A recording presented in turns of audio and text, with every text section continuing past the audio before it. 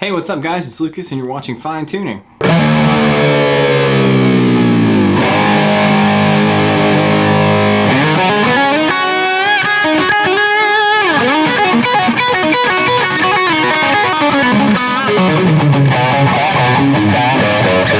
Alright, so today I'm going to be giving you my honest, unfiltered review of this Charvel 2020 Pro Mod San Dimas Style 1 HHFR. I don't know, it's a it's a Charvel Pro Mod San Dimas with a Floyd Rose on it in a beautiful shell pink color. Alright, so let's quickly go over the kind of feature set here. What you have is pretty much a Strat style body, which is made of alder. It has a maple neck with a very kind of thin, Charvel-y, shreddy type profile. Not like Ibanez Wizard thin, but pretty thin. That neck has graphite reinforcement, so it is more stable in theory. It has the thumb wheel truss rod adjustment, which is a really, really nice feature. It has a compound radius that goes from 12 to 16 inches, which is great for the shred guys that like to have a really low action. It's got a Floyd Rose 1000 series tremolo, and of course the locking nut. If we look down here, we've got two Seymour Duncan pickups. This is a Seymour Duncan JB and a 59 in the neck. And then you have a no-load tone control, which basically just means when it's all the way up, you'll feel there's a little click, and that means the tone control is bypassed from the circuit. So if you're one of the old school Charvel guys and you don't like the idea of having that tone knob loading down your circuit, you can just crank it all the way up and it's basically not there. Then you have a volume control, and that volume control is a push-pull because we have what Charvel calls their six-pack of sound. So you have a 3-position selector switch and then a push-pull control on the volume. So when your push-pull is down, then in the back position like this on the switch, you just have the bridge humbucker in series. When you put it in the middle, you have the two inner coils, which is kind of a nice clucky stratty type sound. And then when you put it in the neck, or in the forward position, you have the neck humbucker in series. Now, when you pull this knob up, and you put it back in the back position, then you have just the outside, sort of farther back this way coil of the bridge pickup. When you put it in the middle, you have the outer two coils, which is kind of pseudo-telly-ish. And then when you put it all the way forward, you have this coil, the closest coil to the neck of the neck humbucker.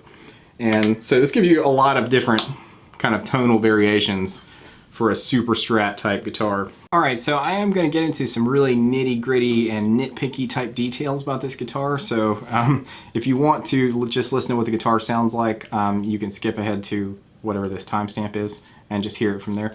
But before we get into that, let me just preface this by saying that when I was working at a music store, which I worked at a music store for almost 5 years, I was a licensed Fender repair technician. And so that means that I was licensed to work on basically Fender and everything that Fender owns. So that's Fender, Squier, Charvel, Jackson, EVH, Gretsch, probably something else. I'm no longer technically a licensed technician because you have to actually be a dealer or work for a dealer to be a licensed technician. But just know that I know what I'm talking about. So I have done a little bit of work as far as setting the guitar up. I haven't done any major modifications or anything like that, so what you hear is basically more or less what you're going to get with this guitar. So let me tell you what I've done. So first, I put strap locks on it. That doesn't affect the tone, it just makes me feel better. And then when I got the guitar, it was in standard tuning with 9s, and there were 3 springs in the back for the tremolo. Here I have the plate back on, but there were 3 springs. So what I did is I set it up to my liking, which would be 1/2 step down, so we're in E-flat standard tuning. And I use 11 gauge strings, so to compensate for that higher string tension, bigger strings, there are now 5 springs in the trim cavity. And then I just did some really minute kind of basic adjustments like getting the tremolo, floating parallel again. The action right now is like under the 12th fret, between the string and the 12th fret, you can almost get a quarter. It's, just a little less than like a regular US quarter. And as far as neck relief, like if you were to put your finger down on the 14th fret and then on the 1st fret here and then tap, you've got, about 2 business cards worth of clearance. So, I mean, there's some relief in the neck. It's not completely straight. All right, so let's talk about a couple of kind of problems that I have with the guitar as far as like things that maybe I don't care for or issues that I feel like may have been overlooked. and then we'll go into what I like about the guitar, and then we'll do the sound stuff. So first off, I really like the neck. So the neck is good, but there is a little bit of some fret weirdness in some places. Particularly, I noticed on the 9th fret on the low string here. Hopefully you'll be able to hear it. It's got a pretty noticeable buzz.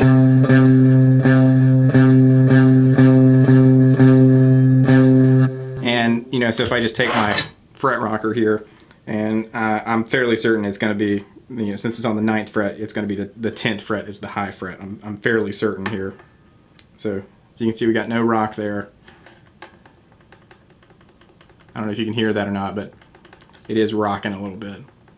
So that's one notable thing. I haven't addressed that. Probably it's just the fret has come up out of the slot just a little bit. So more than likely I can just take my fret hammer and just give that a couple whacks right there, and it'll go back down and everything will be fine. But that's just something I felt worth noting. Other than that, fretwork is pretty good. I would like to say that the rolling of the fingerboard edges is really well done, and none of the frets feel sharp or anything, which is a nice kind of player's touch. Let's see. Look at my notepad here. There is this weird thing with this particular type of switch that I've noticed that is could be a little bit of a turnoff to some people. I don't really notice it, I think, in the context of playing in a band and a song, but like by itself it's kind of noticeable. So, and that is, there's like a gap when you're switching between the positions. So if I'm in the bridge position and then I go to the middle position while the chord or note is still ringing, you'll hear there's a little section where the contact breaks and there's nothing. So like this.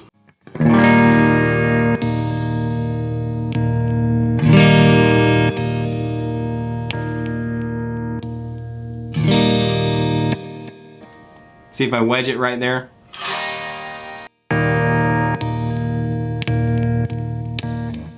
That's a really, really minute thing, but I feel like it's worth like mentioning because that might surprise some people and they'd be completely turned off by it. It's a little bit more noticeable if you have some like drive on and you're holding the chord or something, you know.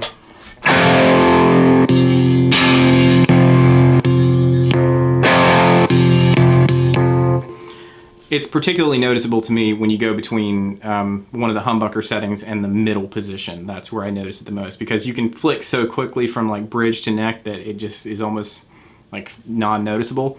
But you have to kind of like aim for that middle position, and so you might have a little stutter there. That's just a little tiny thing I feel like was worth noting.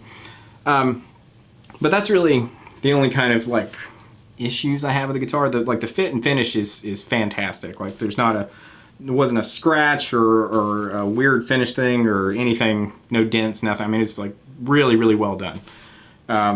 And let's see, as far as like personal opinion, this is kind of like subjective, but to me the JB is a little much. Like it's just so hot that I think for my particular taste, I think it's hard to get what I would call like a great clear tone. It just wants to be a little on the woofy side, so I predict that I will probably change that pickup. I don't really have any problems with the neck pickup. I think the 59 sounds good, but just to me the JB is a little hot. But I know most people like the JB. It's a very popular pickup. Oh, also before I forget too, I did have a little bit of trouble getting the Floyd to stay in tune or return to the 0 point correctly.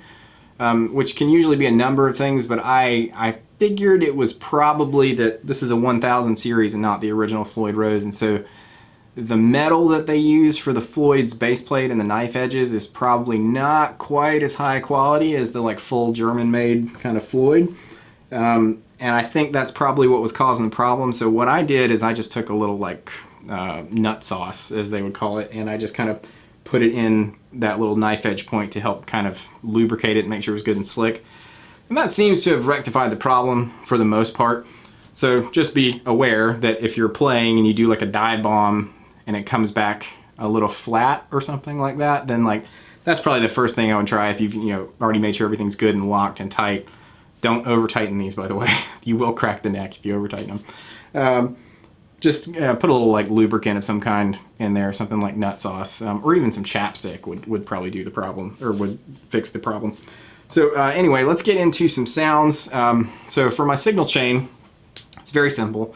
You can't see it, I guess, in the shot, but I have my Hughes and Kettner Black Spirit 200 over there, and I have that. I'm using the DI red box out directly into my interface. And what I've done is there's a little switch on the back of the amp that lets you turn the cabinet simulation off, so you're just getting the raw amp sound. So what I'm using is an impulse response that I made of that Hughes and Kettner 212 with vintage 30s in it. So what you're hearing is basically the Hughes and Kettner Black Spirit more or less through that 212 cabinet. So that's pretty much where we're at. So we're gonna start with a clean sound. And I'm just gonna play some chords just so you can hear what the pickup selections do, and then we'll kind of move through.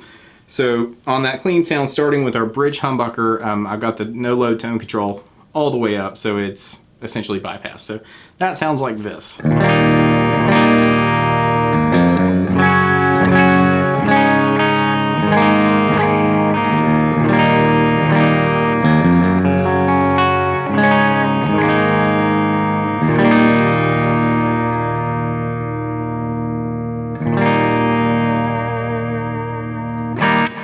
So here's our middle position. Again, this is the inner two coils, which is kind of a nice chimey Strat quality.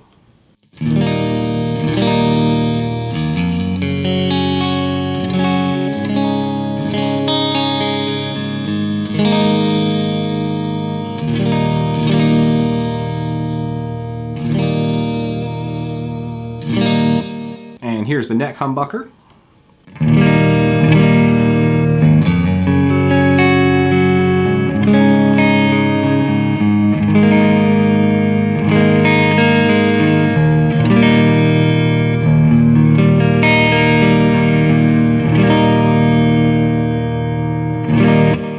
Okay, so now what I'm going to do is pull this push-pull volume control. So now when we're on the back position, we're going to have just this back coil of the bridge humbucker, and that sounds like this.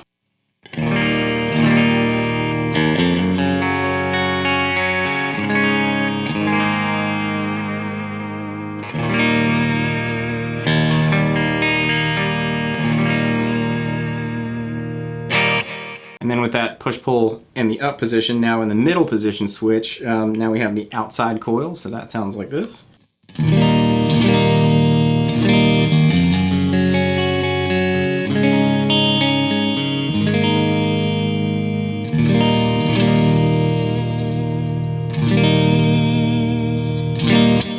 And now we're in the forward position of the switch, so now with that pulled up, you're just going to have the neck closest to the neck coil of the neck humbucker.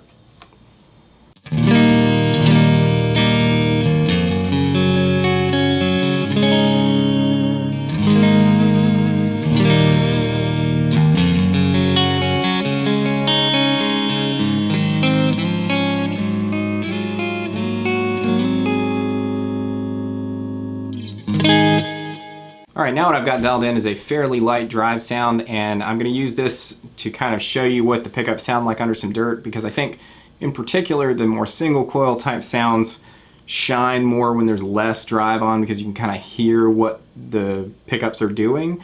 As you layer on more drive, that single coil sound sort of gets a little lost, and it's more like a humbucker type world, for me anyway.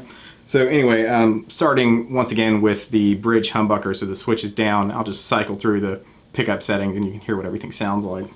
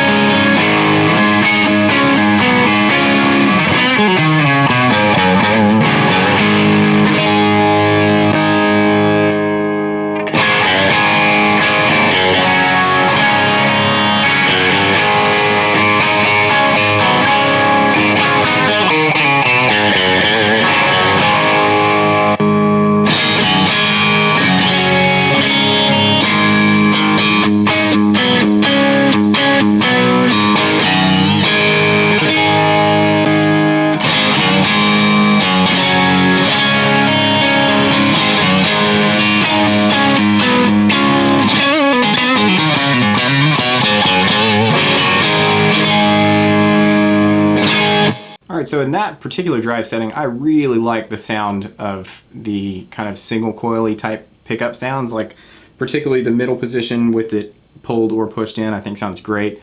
The only thing that I don't like for me is the JB. There's just something like, I don't know, kind of nasally about the JB, whether it's split or in series. Like there's just something about it, it just doesn't ring quite right for me. I know that, again, that's a personal preference and tons of people like the JB, but so I think probably in the future I will put like a, a custom 5 or something, so something a little bit less pokey in the bridge. But I'm gonna go over to like a higher gain sound now, kind of a higher gain 80s type rhythm guitar sound, and again we'll kind of just play around with it a little bit, and that sounds like this.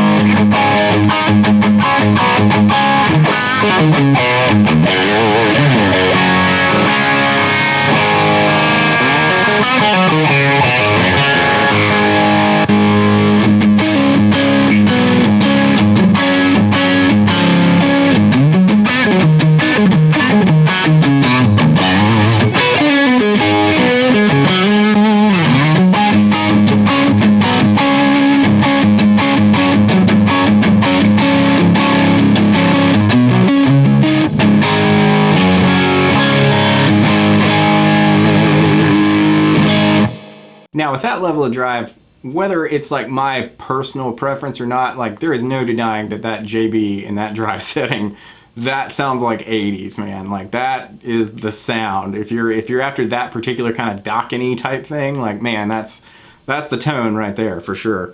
So I'm gonna hop over to a lead sound, which is just basically the sound I just had, but with just a tiny bit more gain and some delay on it. And I'll just kind of noodle around. I'm gonna just stay on the kind of humbuckery settings, because I think once you have this much gain on, the single coil sound is kind of lost. Like it's just so compressed and dark that you don't really get the single coiliness of it. So anyway, that sounds like this.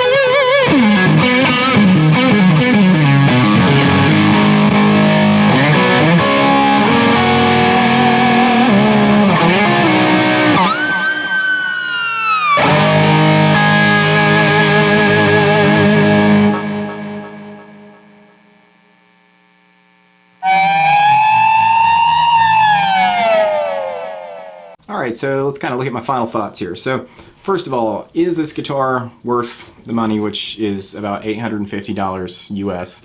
Yeah, I think so. If you're into this kind of guitar and this sort of look and feel and everything, I think even with the little stuff that I mentioned, like for the most part, yeah, it's worth it. If I had to give it like an 8, like a out of 10 score, so let's say like 10 is a custom shop Charvel that is absolutely flawless, and one is like a terrible Squier import, then I would put this, you know, it's like an 8, you know, 8.5, something like that. It's pretty well done overall. There's little nuances, you know, like maybe the Floyd, if it was a little higher quality, might be a little nicer or something like that. But for $850, man, it's a pretty impressive guitar that with a little bit of setup work and a little tweaking, I mean, you could just gig the bejesus out of this guitar and it would just hold up like a boss. Yeah, I would recommend checking one out. If you're into this kind of guitar, I think this is it's a good buy. So until next time, I will catch you later.